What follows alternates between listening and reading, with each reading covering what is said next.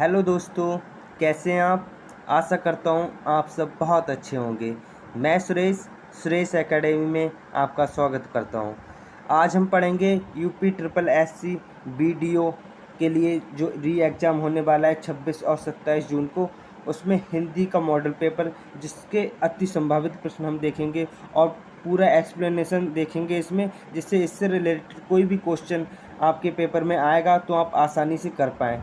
तो शुरू करते हैं आज का पेपर। तो शुरू करते हैं आज का पहला क्वेश्चन, जो कि पहला क्वेश्चन गद्यांश है। और क्योंकि आपके एग्जाम में एक गद्यांश भी ज़रूरी आएगा और उससे रिलेटेड कुछ क्वेश्चन भी आएंगे, तो उस गद्यांश को पहले तो हम ध्यानपूर्वक पढ़ लेंगे, फिर उसके आंसर देंगे। तो क्या दिया है इसमें, गद्यांश क्या दिया है देख लेते हैं। अपने प्रिय जनों से रहित राज्य किस काम का, प्यारी मनुष्य जाति का सुख ही जगत के मंगल का मूल साधन है। बिना उसके सुख के अन्य सारे उपाय निष्फल हैं। धन की पूजा से ऐश्वर्य, तेज, बल और पराक्रम नहीं प्राप्त होने का, चैतन्य आत्मा की पूजा से ही यह पदार्थ प्राप्त होते हैं। क्या होते हैं, प्राप्त होते हैं। चैतन्य पूजा से ही मनुष्य का कल्याण हो सकता है। चैतन्य पूजा से ही मनुष्य का कल्याण हो सकता है। समाज का पालन करने वाली दूध की धारा जब मनुष्य के प्रेम हृदय, निष्कपट मन और मित्रतापूर्ण नेत्रों से निकलकर बहती है, तब वही जगत में सुख के खेतों को हरा भरा और प्रफुल्लित करती है और वही उनमें फल भी वो लगाती है। अब ये तो हो गया गद्यांश। अब इसके हम देखेंगे क्वेश्चन और फिर हम देंगे इसका आंसर। क्या देंगे हम इसका आंसर। तो पहला क्वेश्चन क्या है, पहला क्वेश्चन है किससे रहित राज्य किस काम का, किससे रहित राज्य किस काम का। तो इसमें जो हमने पढ़ा था, जो इसकी पहली लाइन में ही दिया था, जो इसकी पहली लाइन में ही दिया था, क्या अपने प्रियजनों से रहित राज्य किस काम का, अपने प्रियजनों से रहित राज्य किस काम का। तो इसका जो आंसर होगा option number C will be the right answer. तो दोस्तों मैं आपको बता दूं, हम जितने भी आज क्वेश्चन देखने वाले हैं सारे ही वीडियो के प्रीवियस एग्जाम में आए हुए हैं, तो आपकी परीक्षा की दृष्टि से बहुत ही ज़्यादा इंपॉर्टेंट होने वाले हैं। तो आगे बढ़ते हैं नेक्स्ट क्वेश्चन। नेक्स्ट क्वेश्चन इसी गद्यांश का क्या है और इसका एक्सप्लेनेशन भी मैंने दिया है। गद्यांश की प्रथम पंक्ति में ही प्रियजनों से रहित राज्य दिया है।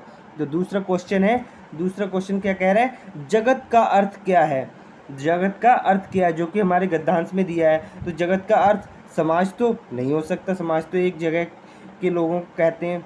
और देश, हमारा पूरा देश है, केवल एक देश है। जगत में तो बहुत सारे देश आते हैं। प्रदेश, देश के अंदर कई प्रदेश आ जाते हैं। तो यहाँ पे जो होगा संसार, संसार हमारा जगत का बिल्कुल सही अर्थ होगा। संसार को हम जगत भी कह देते हैं, दुनिया भी कह देते हैं। तो इसका बी आंसर होगा। आगे बढ़ते हैं नेक्स्ट क्वेश्चन। देखिए जगत का अर्थ संसार है।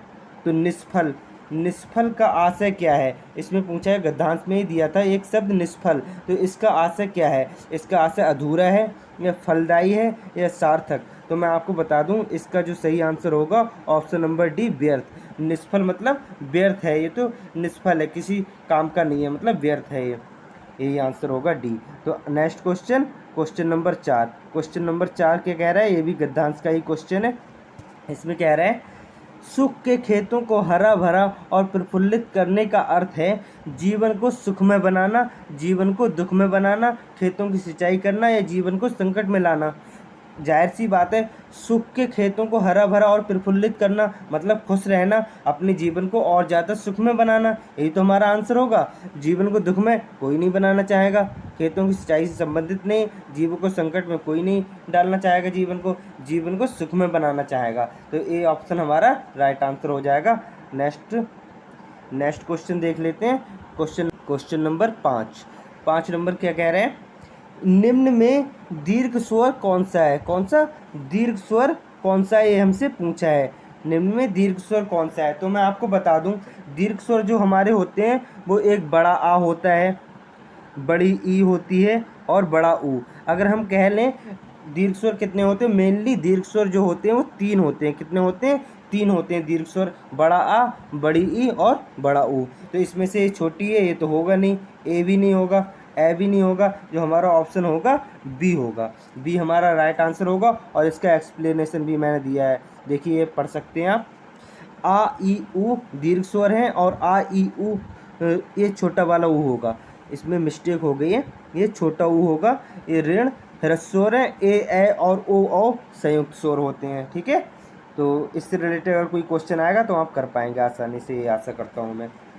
नेक्स्ट क्वेश्चन, निम्न में अंतस्थ व्यंजन कौन सा है? तो आपको पता है अंतस्थ व्यंजन जो होते हैं वो या रा ला वा होते हैं। क्या होते हैं? या रा ला वा। तो या रा ला वा में से कोई भी अगर है इस ऑप्शन में तो वही हमारा आंसर होगा। ये हो गया सी में वा, ये हमारा राइट आंसर हो जाएगा। गा तो भाई कंठस्थ में आ जाता है, जा तालव्य में आ जाता है और सा उसमें आ जाता है। तो इसका एक्सप्लेनेशन भी आप देख सकते हैं, यार अलावा अंतस्थ में आ जाते हैं और सा वाली पूरी लाइन उसमें आ जाती है और गा और जा स्पर्श व्यंजन होते हैं, ठीक है। तो नेक्स्ट क्वेश्चन, क्वेश्चन नंबर 7, निम्न में अल्प प्राण व्यंजन कौन सा है? क्या पूछा है? निम्न में अल्प प्राण व्यंजन कौन सा है? तो अल्प प्राण व्यंजन वो होते हैं जिन्हें बोलने में हमें कम टाइम लगे। तो हम बता दें, जो हमारा वर्ग होता है, वर्ग में जो अक्षर होते हैं उसको, उसका पहला, तीसरा और पांचवा, जो पहला, तीसरा और पांचवा जो वर्ण होता है उसे हम कहते हैं अल्प प्राण, ठीक है। अल्प प्राण जैसे का है, पहली वाली लाइन में हम पहले वर्ग में देख लेते हैं, का, गा और अणा, ये हमारे क्या हो गए? अल्प प्राण। और जो दूसरे और चौथे जो होते हैं उन्हें कहते हैं महाप्राण। तो हमसे इसमें अल्प प्राण पूछा है तो का के बाद खा, ये दूसरे नंबर पे आ रहा है, तो महाप्राण हो गया। का, खा, गा ये तीसरे नंबर पे आ रहा है, तो ये हमारा आंसर हो जाएगा। और टा, ठा ये दूसरे नंबर पे आ रहा है, ये तो महाप्राण हो जाएगा। का, खा, गा, घा ये चौथे नंबर पे आ रहा है, तो ये भी महाप्राण हो जाएगा। हमारा जो आंसर होगा ऑप्शन नंबर बी, गा। इसका एक्सप्लेनेशन भी मैंने दिया है।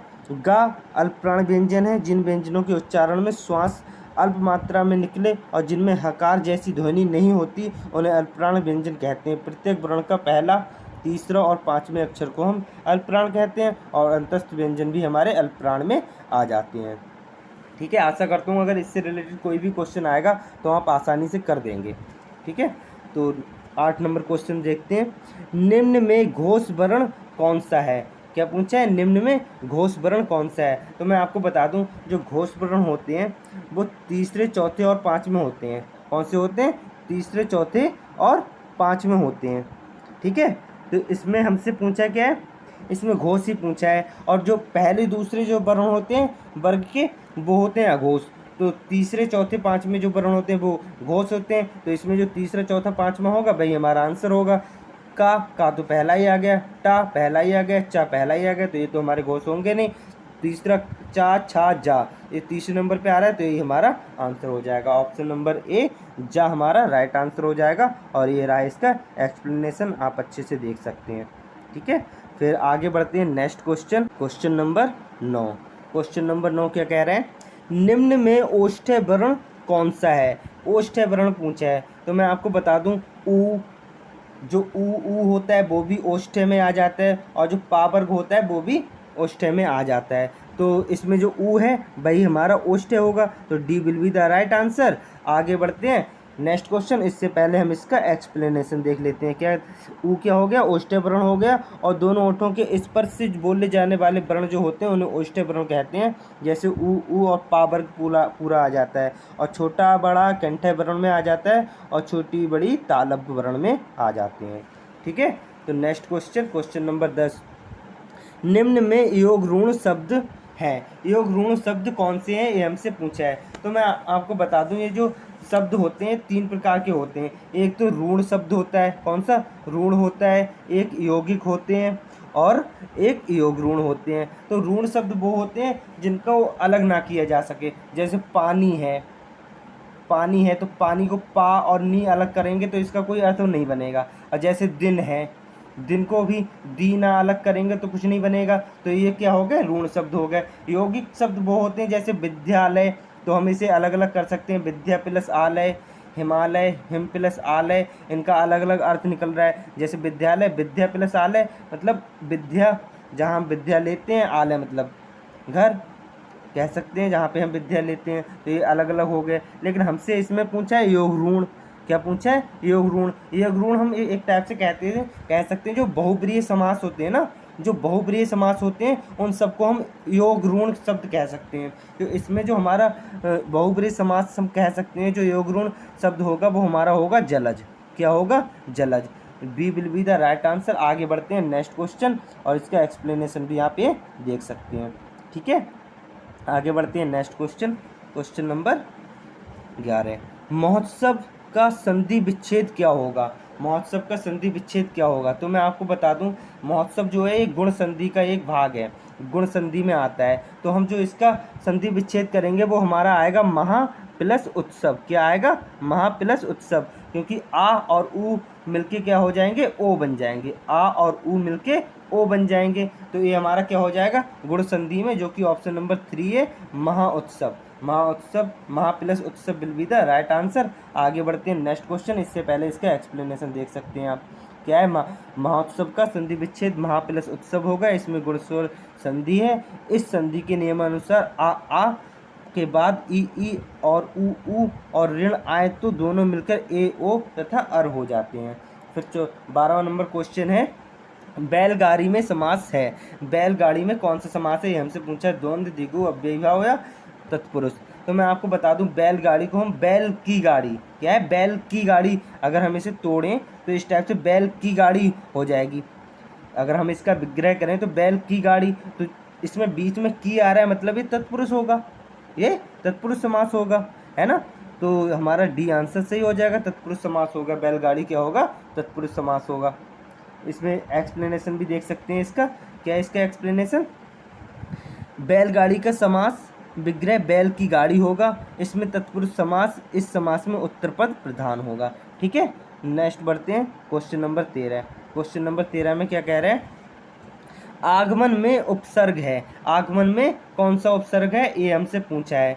तो हमको आ प्लस गमन हम कह सकते हैं ना, आ प्लस गमन। तो कहीं ना कहीं हमारा जो आंसर होगा वो आ ही होगा। क्या होगा? आ ही हमारा आंसर हो जाएगा। आ जो है हमारा उपसर्ग लगा है आगमन में। मतलब गमन एक अलग शब्द है, उसमें हमने आ लगा दिया, मतलब ना के पर्पज से, जिसका अर्थ ना में आएगा, वो लगा दिया। तो आ ही हमारा उपसर्ग होगा। इसका एक्सप्लेनेशन भी आप देख सकते हैं, जो कि दिया गया है। आगमन में आ उपसर्ग है। आ उपसर्ग का अर्थ है सीमा और समेत, कमी या विपरीत। इस उपसर्ग से निर्मित अन्य शब्द हैं आकाश, आकर्षण, आरंभ, आक्रमण, आचरण और आजीवन। Next question, question number 14। Question number 14 क्या कह रहा है अभी? रसोईया में प्रत्यय है। तो रसोई एक अलग है। अगर हम इसमें ईया लगा दें तो हम कह सकते हैं इसमें जो है प्रत्यय ईया है। क्या है? ईया हमारा प्रत्यय है। तो B will be the right answer. आगे बढ़ते हैं क्वेश्चन नंबर 15। निम्न में कौन सा तत्सम शब्द है? क्या पूछा है? निम्न में कौन सा तत्सम शब्द है? तो जैसा कि आपको पता होगा, तत्सम शब्द वो होते हैं जो मतलब संस्कृत के जैसे के तैसे हैं। जो शब्द जैसे पहले थे वैसे ही अब हैं, उन्हें तत्सम कहते हैं। और जो शब्द संस्कृत से बदल के कुछ उनका रूप चेंज हो गया है, उन्हें तत्भव कहते हैं। तो इसमें हमसे पूछा तत्सम शब्द कौन सा है? तो तत्सम शब्द जो है हमारा क्षेत्र दिया है। क्षेत्र ये हमारा होगा आंसर। देखिए, क्षेत्र शब्द तत्सम है जिसका तत्भव खेत है। गधा, गाय एवं घर तत्भव शब्द हैं जिसके तत्सम शब्द गर्दभ, गोग और ग्रह हैं। ठीक है, तो इसका आंसर ए हो जाएगा। आगे बढ़ते हैं नेक्स्ट क्वेश्चन, क्वेश्चन नंबर 16। निम्न में कौन सा शब्द तत्भव है? इसमें पूछा है कौन सा शब्द तत्भव है। जैसा कि मैंने बताया, तत्भव शब्द वो होते हैं जो बदल के कुछ दूसरा, मतलब कुछ चेंज हो जाते हैं। जो शब्द पहले थे संस्कृत के, उनमें थोड़ा चेंज होके शब्द बदल गए हैं, उन्हें तत्भव कहते हैं। तो उसमें यौवन होगा या निर्जर होगा या जीव होगा या स्थान होगा। तो मैं आपको बता दूं, इसका जो सही आंसर होगा वो होगा जीव। क्या होगा? जीव। जीव हमारा क्या है? तत्भव शब्द है जिसका तत्सम क्या होगा? जीवा। जिसका तत्सम शब्द क्या होगा? जीवा। जैसे आपने कहा होगा, देखा होगा संस्कृत में क्या लिखा होता है? जीवा। और हम वैसे हिंदी में क्या कह देते हैं? जीव। तो हमारा यही आंसर हो जाएगा, ऑप्शन नंबर सी, जीव will be the right answer. आगे बढ़ते हैं next question, question number 17। Question number 17 क्या कह रहा है? निम्न में से कौन सा शब्द देशज है?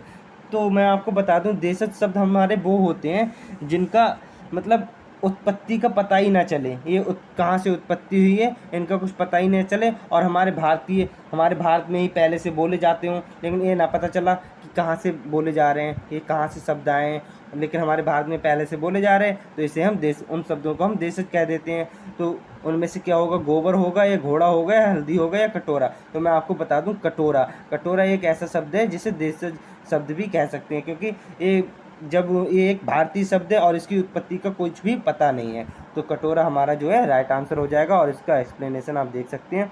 कटोरा शब्द देशज शब्द है। वे शब्द जो विभिन्न बोलियों या भारतीय भाषाओं से हिंदी में आए हैं या जिनका स्रोत अज्ञात है उन्हें देशज शब्द कहा जाता है, जैसे जूता, कटोरा, खिचड़ी, पगड़ी और डिब्बियाँ आदि, तेंदुआ, ये सब देशज शब्द हैं। तो क्वेश्चन नंबर 18 पे देखते हैं क्या कह रहा है।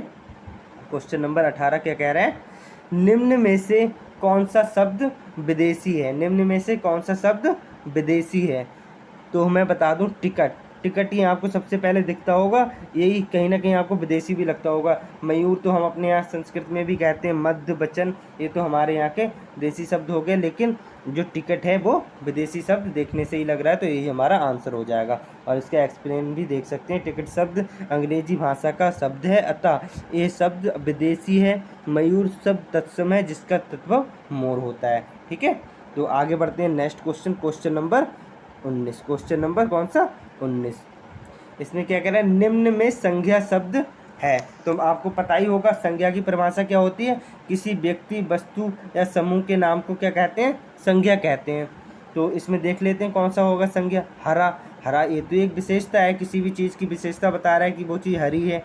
और पतला, ये कोई पतला है, ये भी विशेषता है। गहरा, गहरी भी मतलब विशेषता ही है। और सभा, सभा कहीं ना कहीं एक ग्रुप का नाम है, सभा एक ग्रुप का नाम है, तो यही हमारा संज्ञा हो जाएगा। तो C will be the right answer. आगे बढ़ते हैं नेक्स्ट क्वेश्चन। तो यहाँ आप इसका एक्सप्लेनेशन भी देख सकते हैं, जिसे समूहवाचक संज्ञा भी कहते हैं। ठीक है, तो क्वेश्चन नंबर 20। क्वेश्चन नंबर 20 क्या कह रहा है, निम्न में से सर्वनाम शब्द है। इनमें से सर्वनाम शब्द कौन सा है, ये हमसे पूछा है। तो सर्वनाम की भी आपको परिभाषा पता होगी, किसी भी संज्ञा के स्थान पर जो शब्द प्रयोग किए जाते हैं उसे क्या कहते हैं, हम सर्वनाम कहते हैं। तो बताइए इसका आंसर क्या होगा, नींद, रोग, सफाई या कौन। तो मैं आपको बता दूं, किसी भी व्यक्ति की जगह हम पूछते हैं ना वो कौन है, तो संज्ञा की जगह उसका नाम नहीं पता है तो हम कौन यूज करते हैं, तो वो हो गया सर्वनाम। कौन क्या हो गया, सर्वनाम। तो यही हमारा आंसर होगा। आगे बढ़ते हैं नेक्स्ट क्वेश्चन, क्वेश्चन नंबर 21 क्या कह रहा है, निम्न में विशेषण शब्द क्या है। तो अब हमसे पूछा विशेषण शब्द क्या है। तो विशेषण शब्द आपको पता होगा, संज्ञा या सर्वनाम की, जो शब्द संज्ञा या सर्वनाम की विशेषता बताते हैं वही तो विशेषण होते हैं। जैसे कोई गोरा है तो वो उसकी विशेषता है, कोई काला है वो उसकी विशेषता है, कह सकते हैं।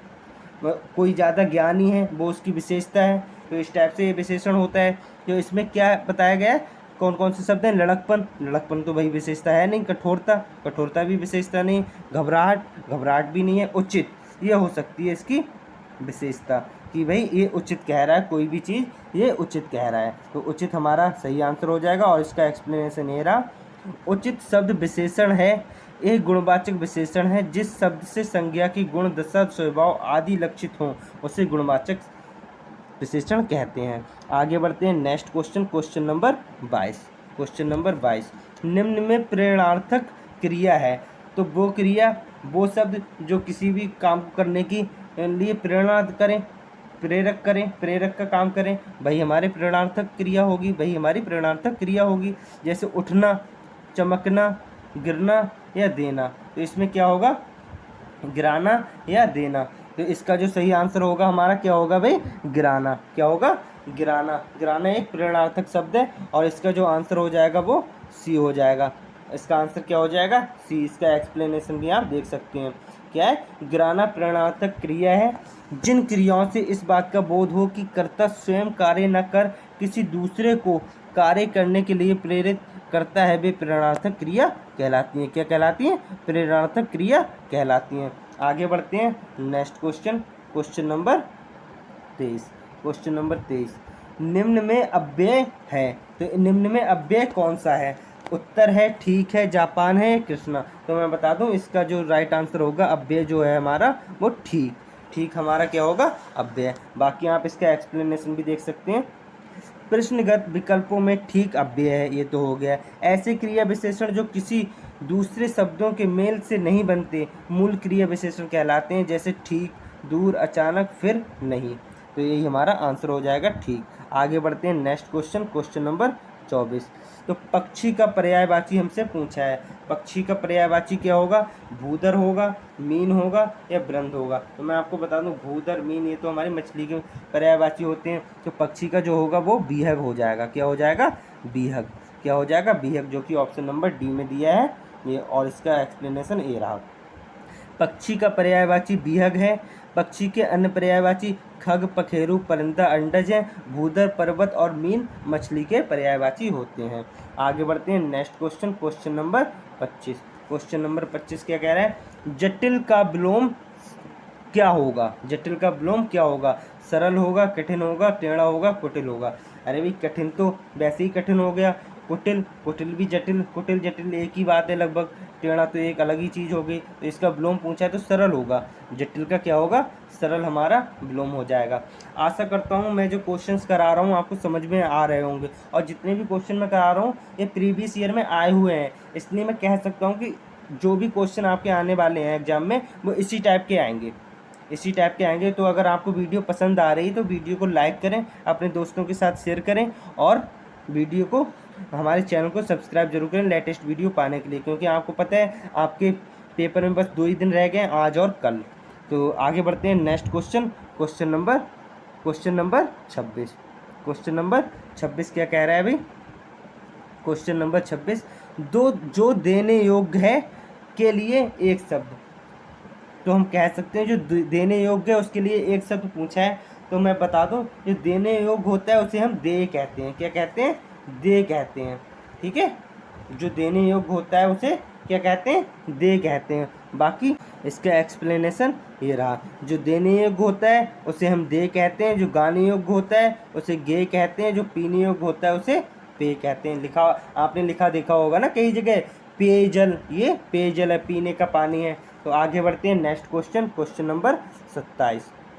क्वेश्चन नंबर 27, दिन दीन शब्द युग्म का सही अर्थ क्या होगा। दिवस गरीब, गरीब दिवस, सुबह गरीब, दोपहर गरीब। कहीं ना कहीं आपको पता चल रहा है देखने से, दिन, ये दिन लिखा है मतलब दिन को हम दिवस कह सकते हैं। और दीन, दीन हम किसे कहते हैं, जो बहुत गरीब होते हैं तो कहते हैं ना ये बहुत दीन ही व्यक्ति है, ये बहुत दीन व्यक्ति है। तो हम कह सकते हैं दिवस और गरीब जो है हमारा राइट आंसर हो जाएगा।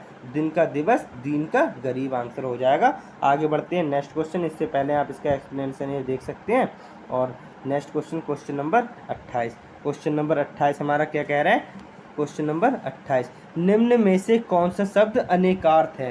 क्या पूछा है, कौन सा शब्द हमारा अनेकार्थ है। तो अनेकार्थ में साहस है, पुस्तक है, अंबर है या बालक है, ये हमसे पूछा गया है। तो इसका जो राइट आंसर होगा वो क्या होगा, क्या होगा भाई, अंबर। अनेकार्थ शब्द, क्योंकि साहस तो साहस है, पुस्तक एक ही पुस्तक होती है, बालक बालक ही होता है, अंबर के कई पर्यायवाची होते हैं। अंबर होता है वस्त्र, आकाश, इस टाइप के अंबर के पर्यायवाची होते हैं। कपास, मेघ, ये सब बहुत सारे अनेक शब्द होते हैं, अनेक अर्थ इसके निकलते हैं अंबर के। तो हमारा जो राइट आंसर होगा वो क्या हो जाएगा, अंबर। आगे बढ़ते हैं next question, question number 29। Question number 29 हमसे क्या कह रहा है, निम्न में वर्तनी की दृष्टि से शुद्ध शब्द हैं। शुद्ध शब्द जो है वो हमें बताना है। तो देख लेते हैं, पूज्य, परीक्षण, प्राण, परीक्षा। तो हम देख रहे हैं ये पूज्य, पूज्य थोड़ी ना होता, पूज्य होता है। इसमें बड़े ऊ की मात्रा लगेगी, पूज्य होता है। और परीक्षण नहीं होता है, परीक्षण होता है, इसमें बड़ी ई की मात्रा लगेगी। प्राण, प्राण थोड़ी ना होता, प्राण होता है, प्राण होता है। और ये परीक्षा, ये बिल्कुल सही है, तो ये हमारा आंसर हो जाएगा। आगे बढ़ते हैं next question, question number 30। Question number 30 क्या कह रहा है, निम्न में वर्तनी की दृष्टि से अशुद्ध शब्द है। निम्न में वर्तनी की दृष्टि से अशुद्ध शब्द पूछा, उसमें शुद्ध पूछा था, इसमें अशुद्ध पूछ लिया है। तो इस टाइप का कोई ना कोई क्वेश्चन आपके एग्जाम में जरूर पूछा जाएगा, एक शुद्ध अशुद्ध वाला जरूर पूछा जाएगा। तो देख लेते हैं, प्रादेशिक, प्रादेशिक बिल्कुल सही लिखा हुआ है। माधुर्य बिल्कुल सही है। व्याप्त बिल्कुल सही है। प्रमाणिक नहीं होता है, प्रामाणिक होता है भाई, प्रामाणिक होता है। क्या होता है, प्रामाणिक होता है, प्रमाणिक नहीं होता है। तो यही हमारा आंसर हो जाएगा ऑप्शन नंबर डी। आगे बढ़ते हैं next question, question number 31। Question number 31, निम्न में अधिकरण कारक का परसर्ग कौन सा है? इसमें पूछा है अधिकरण कारक का परसर्ग क्या होगा। तो जैसा कि आपको पता होगा, हम गाते थे ना तो पहले, कर्ता ने कर्म को करण से संप्रदान के लिए अपादान से, और अधिकरण में पर, तो अधिकरण क्या आ रहा है? अधिकरण में पर, तो इसमें में या पर जो भी होगा वही हमारा आंसर होगा। तो पहले में ही दिया है पर, तो ये हमारा अधिकरण पर हो जाएगा। अधिकरण में पर होता है तो अधिकरण पर हमारा आंसर हो जाएगा। ठीक है, तो ये तो कर्ता ने कर्म को करण से ये हो जाएगा, तो अधिकरण में पर हो जाएगा। ठीक है, option number A will be the right answer. आगे बढ़ते हैं next question. Next question, question 32। Question number 32 क्या कह रहा है? निम्न में पुल्लिंग शब्द कौन सा है? क्या पूछा है हमसे? पुल्लिंग शब्द पूछा है। क्या पूछा है भाई? पुल्लिंग शब्द पूछा है हमसे। पुल्लिंग शब्द कौन सा होगा ये हमसे पूछा गया है। तो क्षमा, हम कहते हैं क्षमा दे दो, क्षमा दे दो, क्षमा क्या पुल्लिंग शब्द है? या घटना, घटना हो गई, घटना हो गई है भाई, है ना, घटना तो हो गई, मतलब ये भी स्त्रीलिंग है कहीं ना कहीं। रीति, रीति भी एक स्त्रीलिंग है। क्षमा दे दो, क्षमा भी स्त्रीलिंग है, लेकिन क्षेत्र, ये सारा क्षेत्र हमारा है, तो ये क्या हो गया? पुल्लिंग है, तो क्षेत्र हमारा पुल्लिंग हो जाएगा। तो इसका एक्सप्लेनेशन ये रहा, आप देख सकते हैं। बाकी next question, question number 33। Question number 33 क्या कह रहा है? निम्न में स्त्रीलिंग शब्द कौन सा है? एक पुल्लिंग पूछ लिया, अब हमसे पूछ लिया स्त्रीलिंग कौन सा है। तो दुख, दुख बहुत है भाई, हमारी लाइफ में दुख बहुत हैं, तो ये तो पुल्लिंग हो गया। लेख, हमने बहुत सारे ऐसे लेख लिखे हैं जो बहुत अच्छे हैं, तो ये भी पुल्लिंग होगा। स्पर्श, मैंने उसे स्पर्श किया, ये भी पुल्लिंग होगा। गरिमा, गर्मा, उसने बहुत गर्मा दिखाई, ये क्या हो जाएगा? स्त्रीलिंग। तो इस गर्मा है हमारा स्त्रीलिंग शब्द, जो यही हमारा आंसर हो जाएगा। आगे बढ़ते हैं नेक्स्ट क्वेश्चन, क्वेश्चन नंबर 34। किसका प्रयोग सदैव बहुवचन में होता है? हमसे पूछा है किसका प्रयोग सदैव बहुवचन में होता है। तो आपको कुछ शब्दों के नाम पता होंगे जो बहुवचन में ही हमेशा यूज किए जाते हैं। तो इसमें नारी होगा, गाय होगा, लता होगा, नहीं, नारी का तो नारियां हो जाएगा, गाय का गायें हो जाएगा, लता का लताएं हो जाएगा बहुवचन। लेकिन दर्शन है, दर्शन का दर्शन ही रहेगा हमेशा ये बहुवचन में, कि हम भगवान हनुमान के दर्शन करने गए, मतलब दर्शन किए, तो दर्शन एक बहुवचन शब्द है, ये हमेशा बहुवचन में यूज होता है। और इस टाइप के बहुत सारे शब्दों के होते हैं, जो कि ये हैं, देखिए, दर्शन, लोग, प्राण, आंसू, दाम, ओठ आदि का प्रयोग सदैव बहुवचन में ही किया जाता है। ठीक है, तो आगे बढ़ते हैं next question, question number 35। Question number 35 क्या कह रहा है, देख लेते हैं। निम्न में भूतकाल का उदाहरण है। भूतकाल मतलब जो हो चुका है, जो हो चुका है भाई हमारा आंसर होगा। तो मैं जाता हूँ, राम घर गया था, वह आ रहा है, वह पुस्तक पढ़ेगा, तो इसमें कौन सा होगा भाई? इसमें कौन सा होगा? तो मैं जाता हूँ क्या हो जाएगा?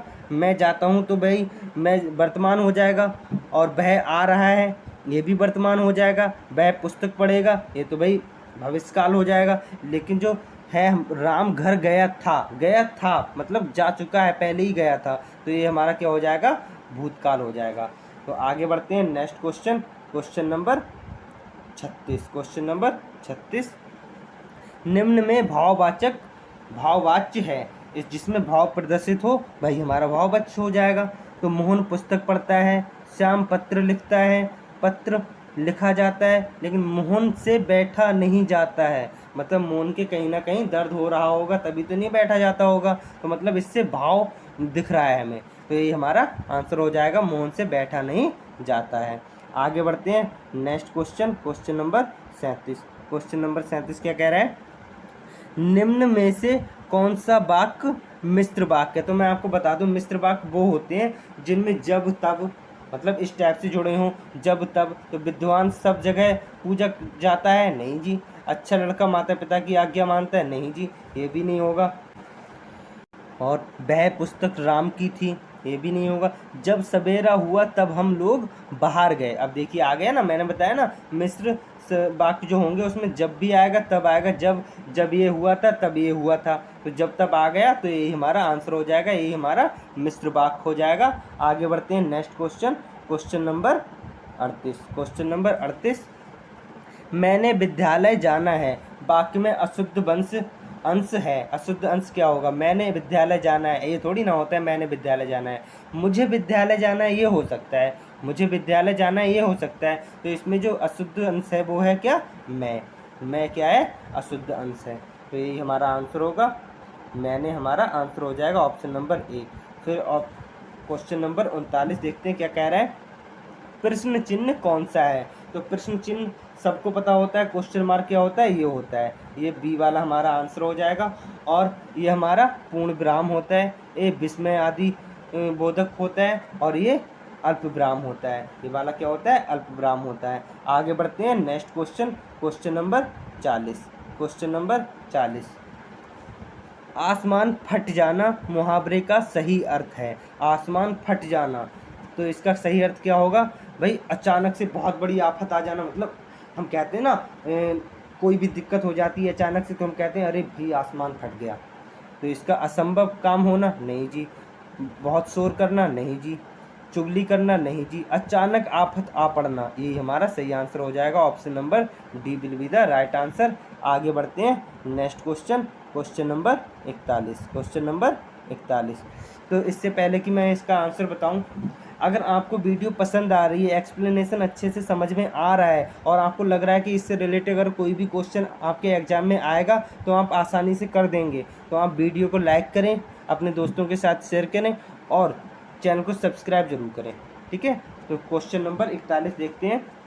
स्वावलंबी होने के लिए सही मुहावरा है। स्वावलंबी होने के लिए क्या सही मुहावरे का अर्थ होगा? पौबारे होना, पौबारे होना मुहावरा होगा, या पानी फेर देना, या पैरों पर खड़ा होना, या फूंक कर पैर रखना। तो स्वावलंबी होना हम तभी तो कहते हैं जब कोई मतलब अच्छा कमाने लगता है, अपने आप पैरों पे खड़ा हो जाता है, अच्छा कमाने लगता है, नौकरी लग जाती है। जैसे कि आप लोगों की अब वीडियो में नौकरी लग जाएगी, आप वीडियो बन जाएंगे, तो आप अपने पैरों पे खड़े हो जाएंगे, तो हम आपसे लोग कह देंगे कि आप स्वावलंबी हो गए हैं। तो यही हमारा आंसर हो जाएगा, पैरों पर खड़ा होना। पैरों पर खड़ा होना हमारा राइट आंसर हो जाएगा। आगे बढ़ते हैं next question, question number 42। Question number 42 क्या कह रहे हैं? बोए पेड़ बबूल के आम कहाँ से हुए? जब बोए आपने पेड़, तो बबूल के आम कहाँ से आ जाएंगे भाई? लोकोक्ति का सही अर्थ हमसे पूछा है कि जब बोए पेड़ तो बबूल के आम कहाँ से हुए। मतलब कहने का ये है, इसका अर्थ क्या होगा? जब आपने जो चीज़ बोई है वही तो मिलेगी आपको। ऐसा तो है नहीं आपने धान का पौध लगाई थी और गेहूँ निकल आया उसमें से, ऐसा तो नहीं है ना। ऐसा तो नहीं है ना कि आपने धान का पौध लगाया और गन्ना बन जाए उससे, ऐसा तो नहीं है। तो जैसा आप करेंगे वैसा ही आपको फल मिलेगा। क्या होगा इसका अर्थ? जैसा आप करेंगे वैसा ही फल मिलेगा। तो कर्म के अनुसार फल नहीं मिलता, नहीं जी, कर्म के अनुसार मिलता है। इसका अर्थ तो यही है, जैसा कर्म करोगे वैसा फल मिलेगा, यही हमारा राइट आंसर हो जाएगा। कर्म और फल का कोई संबंध नहीं, नहीं जी। कर्म करो, फल की इच्छा मत करो, नहीं जी। तो हमारा जो सही आंसर होगा, जैसा कर्म करोगे वैसा फल मिलेगा। बोए पेड़ बबूल के आम कहाँ से हैं, इसकी ये लोकोक्ति है, ये कहावत है। आगे बढ़ते हैं क्वेश्चन नंबर 43। क्वेश्चन नंबर 43 क्या कह रहे हैं? लाभ ही लाभ अर्थ के लिए सही लोकोक्ति है। तो लाभ ही लाभ से अर्थ के लिए सही लोकोक्ति क्या होगी? हम कब कहते हैं कि लाभ ही लाभ हो रहा है? जब किसी को बहुत फ़ायदे पे फ़ायदा, किसी का बिजनेस जब अच्छा चलने लगता है, उसे फ़ायदे पे फ़ायदा होने लगता है, तब हम उससे क्या कहते हैं? अरे भाई उसकी तो 5 उंगली घी में है। कहते नहीं, आपने सुना होगा कि उसकी तो 5 उंगली घी में है। तो ये हमारा आंसर हो जाएगा, क्या है? 5 उंगली घी में है, नहीं जी, 5 उंगली घी में, हाँ यही हमारा आंसर हो जाएगा, यही हमारा आंसर हो जाएगा। 5 उंगलियां बराबर नहीं होती, नहीं जी। नेकी कर और कुएं में डाल, नहीं जी। नेकी और पूछ पूछ, नहीं जी। तो हमारा पहला आंसर हो जाएगा 5 उंगली घी में। क्या है? 5 उंगली घी में है भाई, लाभ ही लाभ से हो रहा है, ठीक है। Next question, question number 44। Question number 44, मूल पाठ का व्याख्या के साथ अनुवाद क्या कहलाता है? तो मूल पाठ का जो व्याख्या के साथ, अगर कोई हम पाठ पढ़ रहे हैं और व्याख्या के साथ हम उसका अनुवाद कर रहे हैं, तो उसे हम क्या कहेंगे भाई? शब्द अनुवाद कहेंगे, या भाव अनुवाद कहेंगे, या सार अनुवाद कहेंगे, या व्याख्या अनुवाद कहेंगे? जब भाई हम व्याख्या के साथ अनुवाद कर रहे हैं तो हम उसे व्याख्या अनुवाद कहेंगे ना। तो इसका जो सही आंसर होगा क्या होगा? Option number D. Option number D will be the right answer. और हम इसका एक्सप्लेनेशन आप देख सकते हैं, ये जो आपके काम आ सकता है। मूल पाठ का व्याख्या के साथ अनुवाद, व्याख्या अनुवाद कहलाता है। स्रोत भाषा के प्रत्येक शब्द का लक्ष्य भाषा के प्रत्येक शब्द में यथावत अनुवाद शब्द अनुवाद कहलाता है। मूल पाठ की विचार सामग्री या भावधारा का अनुवाद भाव अनुवाद कहलाता है। मूल पाठ को अन्य भाषा में संक्षेप में प्रस्तुत करना क्या कहलाता है? हमारा सार अनुवाद कहलाता है। ठीक है, आगे बढ़ते हैं। Next question, question number 45। Question number 45, Braj Hindi की किस उपभाषा के अंतर्गत है? किस अंतर्गत आता है? ब्रज भाषा जो है वो किस भाषा के अंतर्गत आती है? तो पहाड़ी के अंतर्गत आती है, या पूर्वी के अंतर्गत आती है, पश्चिमी के अंतर्गत आती है, राजस्थानी के? तो मैं आपको बता दूं, जैसे ब्रज भाषा है, कन्नौजी है, ये सब हमारी पश्चिमी भाषा के अंतर्गत आती हैं। कौन सी भाषा के? पश्चिमी भाषा के अंतर्गत आती हैं। तो यही हमारा राइट आंसर हो जाएगा। आगे बढ़ते हैं। इससे पहले कि आप आगे बढ़ें, आप इसका एक्सप्लेनेशन देख लीजिएगा। पश्चिम हिंदी में शामिल उपभाषाएं जो हैं वो ब्रज है, कन्नौजी है, बुंदेली है, खड़ी बोली है और राजस्थानी है। पूर्वी हिंदी में शामिल जो उपभाषाएं हैं वो अवधी, बघेली, छत्तीसगढ़ी और बिहारी हैं। ये सारी पूर्वी उपभाषाएं हैं। ठीक है, तो आगे बढ़ते हैं। Next question, question number 46। ये क्या कह रहा है? अमेंडमेंट के लिए सटीक हिंदी अनुवाद होगा। हमसे क्या पूछा है? इसका हिंदी अनुवाद, यानी कि हिंदी का अर्थ इससे इसका हमसे पूछा है। तो आपने देखा होगा ना, कॉन्स्टिट्यूशनल अमेंडमेंट हो रहा है। जैसे कॉन्स्टिट्यूशन में बहुत सारे अमेंडमेंट हो गए हैं, 105 के करीब हो गए अमेंडमेंट, मतलब संशोधन हो गए, संविधान में संशोधन हो गए। कॉन्स्टिट्यूशनल अमेंडमेंट मतलब संविधान में संशोधन। तो अमेंडमेंट की जो सही हिंदी होगी वो क्या होगी? संशोधन। B will be the right answer. आगे बढ़ते हैं। Next question, question number 47। Question number 47 क्या कह रहा है? सूर सागर के रचयिता कौन है? अरे भाई, इसमें तो साफ साफ दिख रहा है, सूर आ गया, सूर आ गया, तो ये सूरदास ही होंगे। इसके रचयिता कौन होंगे? सूरदास ही होंगे। तो इसका जो राइट आंसर होगा वो ऑप्शन नंबर डी होगा। तो दोस्तों मैं आपको बता दूं, मैं जितने भी क्वेश्चन करा रहा हूँ ये प्रीवियस ईयर में आए हुए हैं। प्रीवियस ईयर में आए हुए हैं, तो हम कह सकते हैं कि जो आपका एग्जाम होगा इससे रिलेटेड ही क्वेश्चन आएंगे। ठीक है, तो अगर आपको वीडियो पसंद आ रही है, एक्सप्लेनेशन पसंद आ रहा है, तो वीडियो को लाइक करें और अपने दोस्तों के साथ शेयर करें। और अगर आप चैनल पे नए हैं तो चैनल को सब्सक्राइब जरूर करें।